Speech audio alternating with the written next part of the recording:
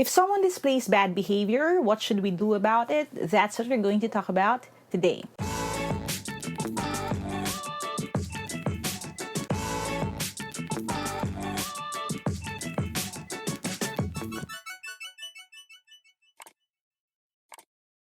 Hi there, thank you for checking out my channel. Thank you for clicking on this video. If this is the first video that you're watching from my channel, I make educational and motivational content. So if you don't want to miss any of my new uploads, don't forget to hit subscribe and hit that bell icon. Now, like I said in the intro kanina, we're going to talk about bad behavior sa video na ito. This is part of our Sunday motivation series because I hope na itong video na ito isn't just addressed sa mga people who are pointing outwards na parang, oh, yung person yun is behaving badly.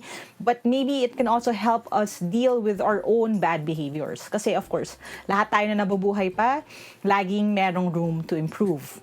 And ako rin, marami pa akong mga bad behaviors na kailangan kong i-deal. Okay? Now, if you haven't seen yung mga Sunday motivation videos natin, if you want a bit of encouragement, a pick-me-up to help you set the tone for your next week, I'll link the others right here sa i-button if you're watching this on YouTube. Okay? Now, let's dive into yung discussion natin ngayon. Okay, ang bad behavior kasi is hard. It's a hard topic dahil hindi ganun kadali to deal with it. Kahit sa setting minsan na professional, kung ikaw ay nasa opisina, ikaw ang boss at meron kang employee na nag-exhibit ng bad behavior, hindi rin ganun kadali to deal with it. Kasi alam natin na okay, hindi ako ang magulang niya, hindi ako ang nanay niya, so ako ba talaga ang kailangan mag-address dito? Now, ang sasabihin ko sa inyo are just some things that help me deal with bad behavior, mine and dun din sa ibang tao. Pero I'm not saying na absolute ito, na ito yung mag-aayos ng lahat ng problema sa mundo. Pero these are things that could help you think and maybe things that you can consider then when it comes to dealing with other people. For those of you who are parents, of course, I hope this helps you. Bawat bata, magkakaiba kasi yan eh. Iba-iba ang mga ways na nag-work for them. Pero ito ay suggestion ko lang. Okay, suggestion ko sa kung ano yung nag-work for me, for the people I handled before, for the people I mentored, and marami dito ang natutunan ko rin the hard way. Okay, so simulan na natin. Now, the first thing I want to establish is this. Okay, when it comes to bad behavior, bad experiences can explain it, but it doesn't excuse it. This is something that I write, lalo na kapag may mga kino-call out akong bad behavior on social media, tapos may mga nagsasabi na, baka kasi hindi maganda yung family background niya or baka may negative siyang experience before. And it may be sa perspective ko something na totoo sa akin. Some people may consider it as tough love, but it's something that I truly believe. And I hold myself to that same standard. Ulitin ko ha, when it comes to bad behavior, bad experiences can explain it, but it doesn't excuse it. Ano ibig sabihin nito? Sometimes when people behave badly, gumagawa tayo ng excuses para sa kanila. Sinasabi natin na kasi hindi maganda yung background niya, yung family niya, broken family, meron siyang history of abuse, meron siyang history na hindi maganda, meron siyang insecurities, struggles, and all of that. And it's true. And it's very important to deal with those things. It's important to call out na ito yung dahilan. It's important to unpack those things. Pero uulitin ko, these things, itong mga negative na nangyari sa atin, nangyari sa iba, it can explain kung ano yung behavior natin, but it doesn't excuse it. If we give people yung get out of jail card if you play Monopoly, every time nasasabihin nila that this bad behavior was caused by something that happened to them in the past, we don't just let them go without consequences. It actually emboldens them na gawin yung same behavior maybe at a bigger scale someday. What do I mean by that? If we keep saying or allowing people to behave badly dahil lang sa may nangyaring hindi maganda sa kanila, then all of us will have the right to behave as badly as we want. Okay? Kasi lahat tayo, again, big or small, may mga masasamang nangyari sa atin in the past. So, we have to think na although ito ay nagpapaliwanag nung nangyayari sa kanila, hindi yun enough reason to not change, to not want to change, to not improve. So ako din, okay, and I find myself doing this sometimes din, kapag nag-react ako negatively, I would say na, okay, maybe because dahil ito sa background ko. Pero hindi naman enough yun na reason para maging harsh ako, maging rude, mag-cross ng certain lines sa ibang tao. Now, a few weeks ago, someone sent me mga vulgar na messages through the Facebook page. And it really hurt me na different level kasi marami akong mga hindi magandang experiences when it comes to abuse, when it comes to untoward na or unwanted na attention, especially from the opposite sex. Okay? So, maraming mga cases in the past na sabihin na natin na harass ako. So, that's one of the reasons why I'm very careful sa pagdating sa pag-interact with boys. And dahil bastos yung pag-message niya sa akin, dahil ganito sexual yung advances niya nung tao na yon sa Facebook, talagang it set me off. Okay? And when I posted it and I called him out, and when I watched people react to it, I actually had to walk away from social media for a few days. Kasi some people were making excuses. They would say na, siguro kasi hindi maganda yung background niya, baka naabuso din siya nung bata siya, kaya siya ganyan kabastos, baka ganito siya ganyan. Pero again, babalik tayo dun sa lagi sinasabi na whatever happened in their past, it may explain yung ginagawa, but it doesn't excuse it. We still have to deal with the negative behavior. And sinasabi ko yon kahit sa akin. Kasi I also need to deal with my own behavior kahit na sabihin na natin naging biktima ako ng pang-aabuso noon. Hindi ibig sabihin na may nang-abuse sa akin, may karapatan na ako na mang-abuso ng iba. Okay? So again, when it comes to bad behavior, bad experiences can explain it, but it doesn't excuse it. Let's start with that baseline. Okay? And now that na-establish ko na yung stand ko pagdating dyan, you can agree with me, you can disagree with me, pero that's what I stand for, that's what I do. We're going to talk about 3 things that could help you address bad behavior. Number 1, you have to acknowledge to address it. Ano ibig sabihin ng acknowledge to address it? Along the vein din nung pinag-uusapan natin about how bad experiences can explain bad behavior, we need to acknowledge na may mga realidad yung masamang behavior na yan. Maaring may mga dahilan kung bakit naging ganon. We have to put it sa light. We have to surface itong mga bagay na ito. We have to call attention to it. Kasi kung hindi natin ito ilalantad, hindi natin ito masosolusyonan. Okay? And a lot of times, kaya nagfo-flourish yung bad behavior, it's because pinagtatakpan lagi. For example, sa mga institutions, sadly, kasama na dyan ang churches, schools, universities, kahit mga private at non-government institutions, kapag nagkaroon ng mga scandalous na events, nagkaroon ng illicit na relationship, ang sabihin na natin ang isang public figure at ang isang member ng society na yon, ang ginagawa, pinagtatakpan, hindi pinag-uusapan, tinatago kasi nakakahiya, or hindi siya openly in-address. And the problem with that is, dahil hindi siya na-acknowledge, hindi siya masusolusyonan. So again, you have to acknowledge something before you can address it. Kung i-deny natin lagi na nag-exist ang mga problema, ang bad behavior, wala nang mangyayari dyan. And I find it funny that I'm quoting or I'm going to call to certain movies or shows. Pero if you've ever seen any movie or any series na dinidetalye yung buhay ng mga sabihin natin masasamang tao, serial killers or mga how do you say that, mga evildoers, you would see that sometimes, well, hindi nga sometimes, most of the time, there is a pattern ng pagtatakip sa negative behavior nila. At dahil pinagtatakpan sila ng magulang nila, ng teacher nila, ng institusyon, they get away with bigger things. Again, it emboldens them. Lalo sila tumatapang na gawin yung mga bagay na to. So again, number 1, you have to acknowledge it in order to address it.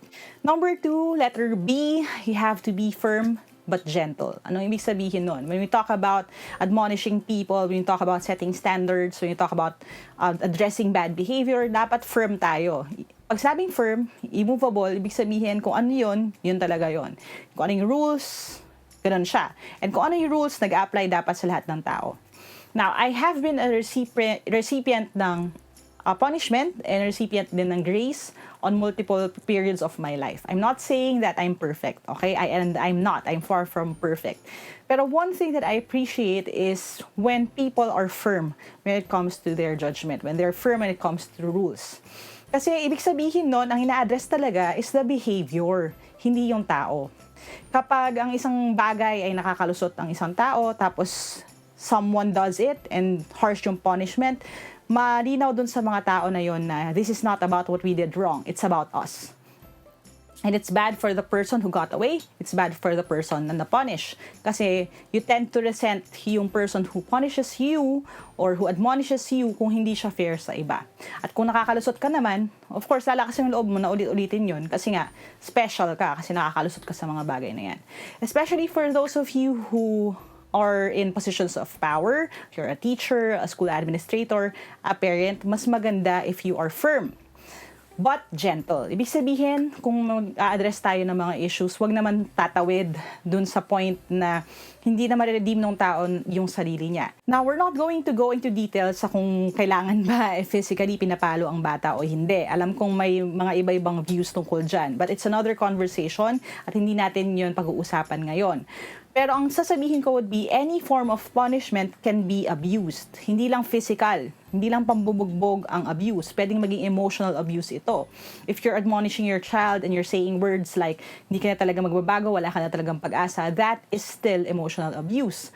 If we're talking about withholding privileges like pagbawi ng gadgets or pag-withhold ng freedom nila to contact their friends, you can still abuse that. Okay? So lahat yan prone to abuse. So what do we do? Again, be firm but gentle.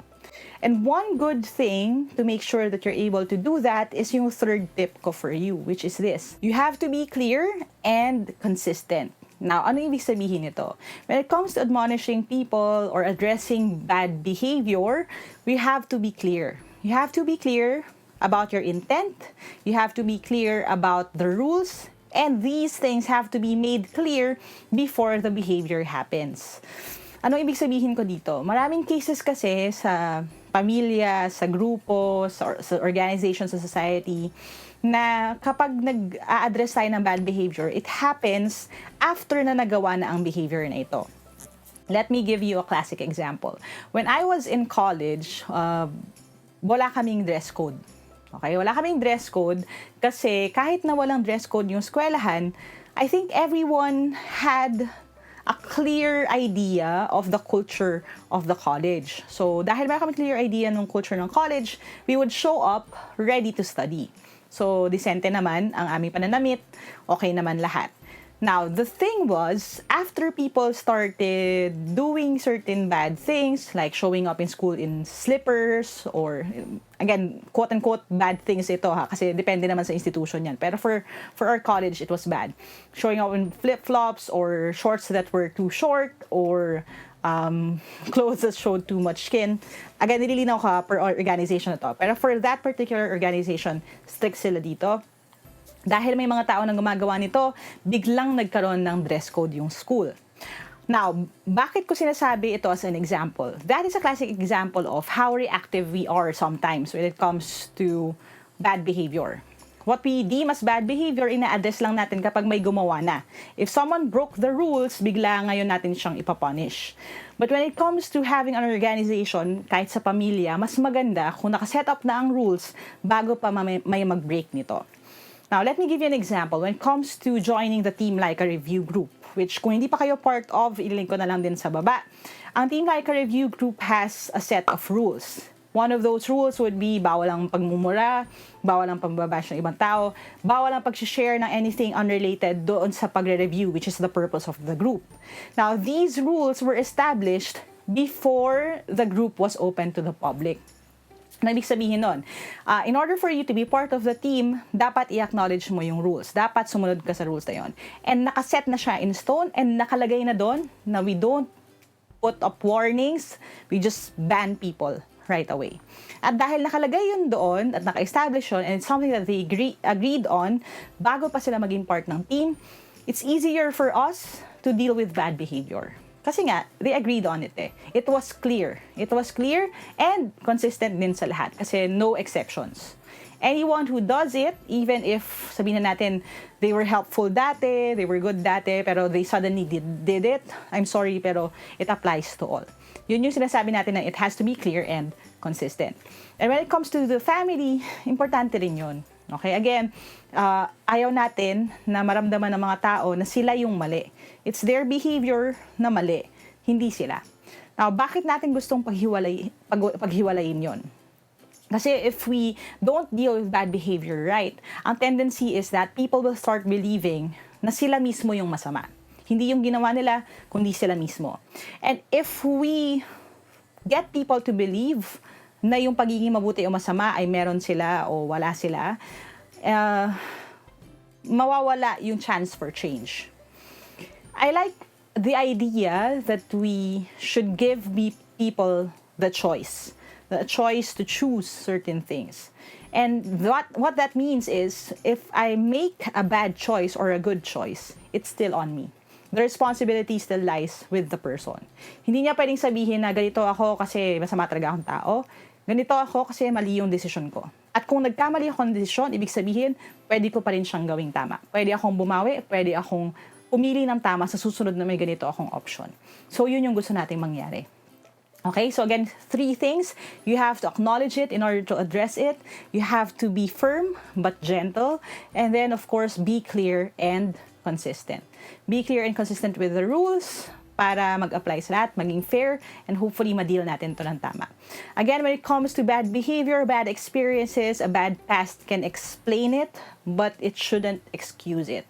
I hope we all grow with this, and it's something that I'm filming, honestly, with a little bit of apprehension. Kasi, again, I know I'm imperfect. I know I have a lot of flaws then. And I'm hoping that by doing this, before I have a kid, or before I go through really big things in my life, I can hold myself to a certain standard. Na kapag may anak na ako and he or she sees it, malalaman nila na this is why mommy's like this. Okay? And for those of you na parents na, it's always a good time to restart.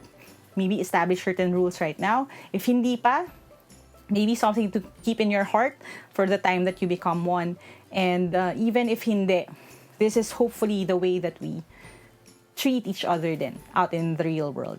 Alright, and thank you so much for watching this video. I hope may natutunan kayo kahit paano. If you want to make sure na hindi nyo mamiss yung mga paparating pang videos, don't forget to subscribe and hit that bell icon.